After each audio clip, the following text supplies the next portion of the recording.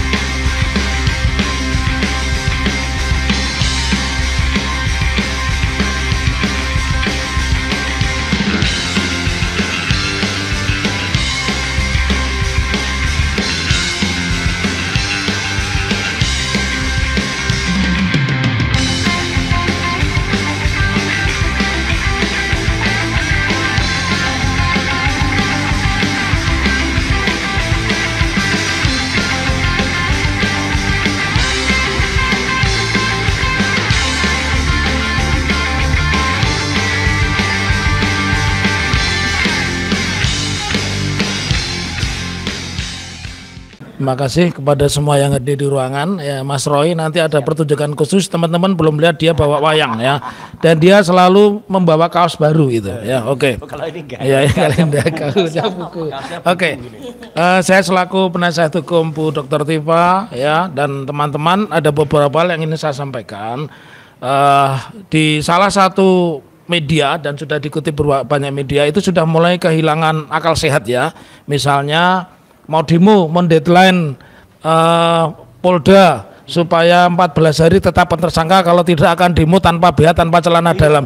Ini kan bukan logika hukum, dan ini mohon maaf ya, ini sudah komunis pun kayaknya juga bukan ya ini ya. Ini pokoknya orang yang sudah kehilangan akal sehat. Kalau pesan saya sebagai penasihat hukum itu tolong tokoh-tokoh itu diperiksa dulu, digrogol ya di rumah sakit jiwa, karena tidak ada perspektif apapun yang bicara tentang hukum. Nah, kembali kepada persoalan awal bahwa kenapa kepolisian itu begitu lama, karena dari semula polisi itu meyakini dan akan membuat skenario kedua. Skenario kedua itu sebagaimana yang menimpa Gus Nur dan Bambang Tri, tetapi nampaknya itu tidak bisa karena pertama yang dilawan ini sosok yang pendidikannya jelas, semuanya bergelar doktor ya, dan menguasai media secara penuh serta ada bukti-bukti akademisnya ya. Jadi bukti akademis bukan hanya buku-buku, ini kumpulan dari penelitian mereka, tetapi mereka sudah ketemu kepada sumber-sumber primer yang memang tidak pernah mengkonfirmasi tentang keberadaan ijazah. Dan yang terbaru cerita yang menurut saya unik itu perlu dipertanyakan dari pembela Jokowi itu mengatakan bahwa mereka memiliki bukti bahwa belajarnya di Singapura SMA-nya, tapi kuliahnya di Australia dan dosennya terbang. Nah, kalau dosen terbang di Solo ini banyak, masjid-masjid NU itu latihan terbangan itu. Nggak usah jauh-jauh ke Australia, apalagi ke Singapura. Jadi makin tidak karuan. Saya meyakini polisi ini dihadapkan pada satu kesulitan yang luar biasa. Satu, kalau menetapkan tersangka di antara mereka ya, pertama mereka akan terhambat oleh persepsi faktual. Kenapa? Secara administrasi Pak Jokowi ini laporannya memiliki kelemahan karena Pak Jokowi tidak menyebut nama.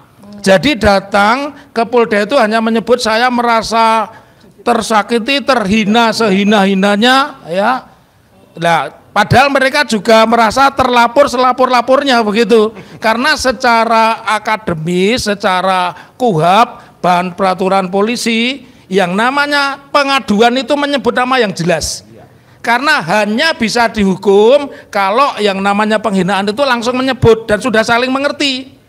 Jadi Mas Roy menyebut saya apa, itu masuk delik penghinaan, tinggal medianya apa. Nah ini ketika menyebut saya pokoknya pada tanggal itu merasa terhina sehina-hinanya, silakan polisi yang mencari. Jadi nampaknya polisi kesulitan di ini doktrin ini untuk membuktikan bagaimana mencari kesalahan kalau yang dilaporkan tidak jelas. Itu yang pertama. Kemudian yang kedua, ini kalau boleh saya sebut buat Mas Roy, Mbak Tifa dan Bang Rismon, ada blessing in disguise. Apa blessing in disguise? Itu ada seorang Sylvester Matutina yang tidak kunjung dieksekusi. Pusing juga bagaimana mau menetapkan tersangka, menahan mereka sementara 6 tahun jalan-jalan tanpa, padahal sudah dibantu panser loh itu. Kalau Anda ke Kejaksaan Agung hari ini itu ada 2 panser Anoa, tapi tak kunjung bisa mengeksekusi. Jadi kami sebagai tim penasihat hukum bukan hanya siap, kami sangat siap sesiap-siapnya. Ya, barangkali ini biar Mas Roy yang menerangkan seterang-terangnya, ya, dan dia juga membawa wayang sewayang-wayangnya. Baik. Baik. Assalamualaikum warahmatullahi wabarakatuh.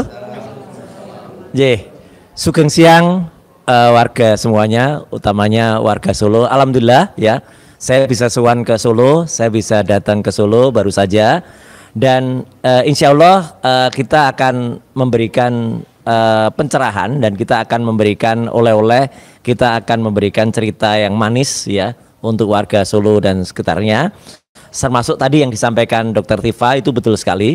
Jadi mari kita angkat kembali ya, mari kita murnikan, karena yang bisa memurnikan kembali memang hanya warga Solo.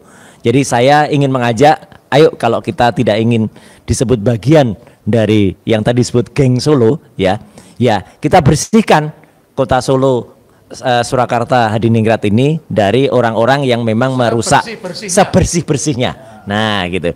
Jadi ada 2 hal yang ingin saya sampaikan. Yang pertama tadi yang sudah di-spill oleh Dr. Tifa.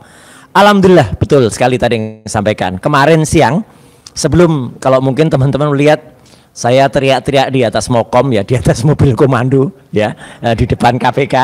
Saya paginya ke KPU, Komisi Pemilihan Umum, dan insya Allah itu juga pesan yang sangat bagus untuk KPUD di Surakarta agar mencontoh yang sudah dilakukan oleh KPU Pusat.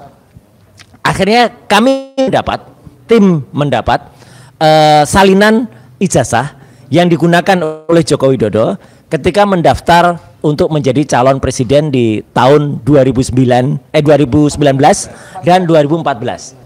Sementara yang kami dapat baru yang 2019. Ya gitu. Jadi baru 1. Kami masih menagih lagi untuk 2014. Apa pentingnya? Karena tidak mungkin sebuah salinan ijazah yang dilegislasi sekali itu digunakan beberapa kali. Nggak boleh. Jadi kalau digunakan itu ada batasnya. Jadi artinya kalau itu dilegalisasi ya, itu ya hanya digunakan pada saat itu. Makanya kami akan cek, benarkah dekan Fakultas Kehutanan yang melegalisasi pada tahun 2014 itu adalah orang yang ada pada saat itu, dekan yang bersangkutan. Karena yang 2019 sudah benar, itu yang kita lihat, namanya Pak Dr. Budiadi ya, bukan Budiari tapi Budiadi nih ya, gitu ya. Tapi kita masih menunggu yang 2014 yang kayak apa. Ini penting, dan ini sekaligus alhamdulillah Dr. Tifa dan juga teman-teman semua, terima kasih matur nuwun atas semua doa dan supportnya. Ini menunjukkan bahwa apa yang kami lakukan, apa yang kami teliti dalam buku ini itu tidak salah. Karena yang kami teliti bahannya sama. Jadi sudah saya cek dan tinggal kemudian nanti keluar research yang terbaru yang diberikan oleh KPU adalah sama dengan yang saya teliti atau yang kami teliti. Artinya apa? Ijazah itu 99,9% palsu. Clear. Kami sampaikan clear. Karena apa? Karena bagaimana posisi cetaknya, bagaimana posisi logo. Mas Refli senang banget tuh ketika saya nerangkan itu, dan ada topi merah, ada juga teman yang dari Bandung ya, gitu. Bahwa cetakannya ijazahnya itu berbeda dengan ijazah yang lain-lain. Coba teman bayangkan, dalam 1 hari wisuda harusnya kan cetakannya sama. Misalnya teman-teman terima hari ini, terima, maaf ya saya sebut ya, misalnya terima harian Solo Pos misalnya gitu. Kemudian masih ada nggak? Masih tahu ya. Nah, terus kemudian soalnya kan ada harian yang banyak. Media yang lain saja. Dan media yang lain ya. Tiba-tiba cetakannya hari yang sama tuh kayak meleset. Fotonya tadinya begini, yang tempat milik orang ini gambarnya meleset. Itu kan nggak mungkin cetakannya sama. Itu yang terjadi pada ijazahnya Joko Widodo.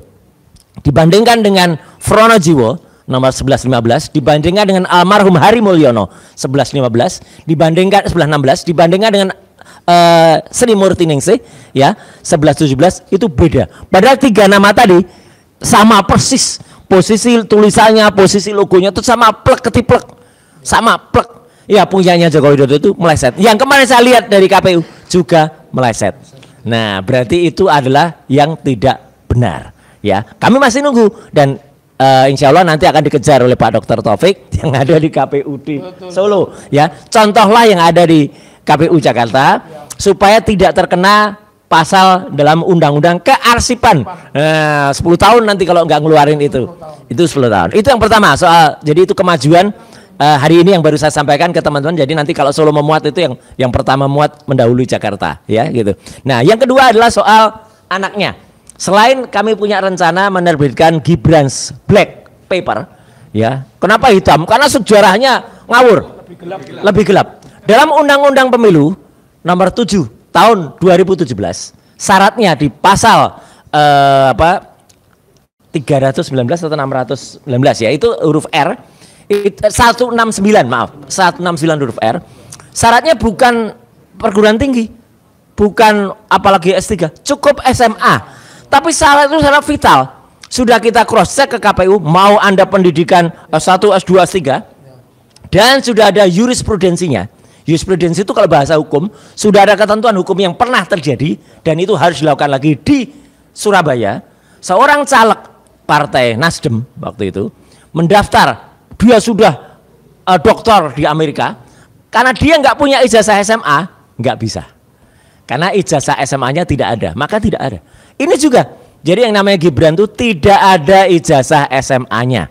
Ya, ijazah SMA-nya sudah coba kita cek ke Orchard Park Secondary School yang ada di Kementerian Pendidikan Dasar Menengah, itu hanya raport kelas 10 dan kelas 11 dan itu berarti belum lulus.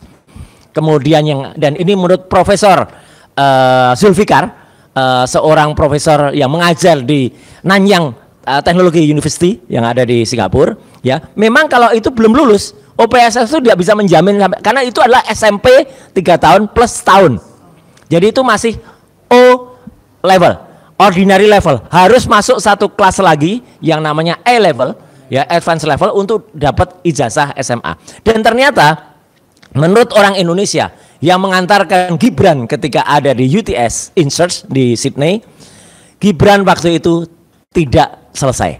Jadi hanya 6 bulan melakukan sekolahnya di UTS dan dia tampak sekali memang orang yang tidak mengenal kota. Kalau sekolah apalagi lebih dari sebulan itu pasti dia kenal keliling, itu enggak. Jadi dia waktu itu malah diajaknya tuh ngantar ke pelesiran ke Opera House, kemudian ke Bondi Beach, kemudian ke Fleet Market gitu. Orang itu bukan menunjukkan orang yang pernah ke sini. Kalau orang pernah ke sini pasti nggak mau lagi ke situ gitu.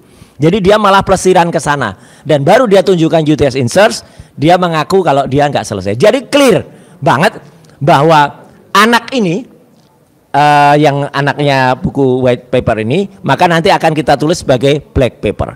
Jadi artinya teman-teman semua, ya, itu kesimpulan yang ingin kami sampaikan dan singkat kata, ya, kami hadir sekali lagi untuk menjelaskan kepada masyarakat bahwa sebenarnya apa yang sudah terjadi ini sudah diramalkan oleh para pujangga kita dulu, ya. Apa yang terjadi ini sudah diramalkan dulu dengan kisah Goro-goro, bumi gunjang ganjing, langit kelap-kelap, ya. Ono cerita ing Surakarta Hadiningrat, ono sing jenenge Petruk. Petruk tahu dadi ratu. Petruk iki nemu jimat Kalimosodo, ning ora iso pas dadi ratu, dhewekne pating petakilan pas dadi ratu. Jenenge dadi Prabu Wel Geduel Beh, Prabu Kantong Bolong. Kenapa jenenge Kantong Bolong? Karena kantonge ana 17.000 triliun ning kantong. Ana 11.000 triliun ning kantong tengen. Kabeh zong. Petruk tahu nyiptake kendaraan titihan sing jenenge SMK. SMK Goib. Dadi SMK saiki dienggo jeneng partai anake. Gajah. Kenapa jenenge gajah? Soale gajah kuwi gak duwe ijazah. Dadi Petruk numpak gajah sing gak duwe ijazah. Petruk tau numpak banteng. Neng malah ditendang karo banteng. Dipecat. Banteng ketaton. Krana wis joso nganterke Petruk ning ora dianggep. Nah, Petruk saiki dadi numpake ora banteng lagi neng celeng, ya. Banteng celeng. Nah, suara Petruk. Nah, ikut kisah Petruk sing terus karo Semar, Gareng, Petruk Bagong. Singkatannya apa? SGPLB. SGPLB ini dudu sekolah guru luar biasa. Neng Semar, Gareng, Petruk lan Bagong. Nah, Petruk saya diteruske kalau sing jenenge Petruk cilik. Petruk cilik mengko ana judul bukune Gibran Black Paper.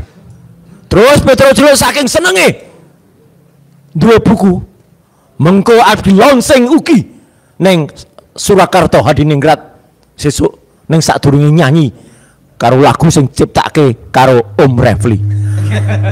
Rasa gelap hidup penat dunia rasa fu fa fa maksulin saja. Yuk nyanyi bareng-bareng. Rasa gelap hidup penat dunia rasa fu fa fa maksulin saja. Bumi goncang ayeng langit kelap-kelap. Konco-konco wis ditunggu ning ruang sebelah.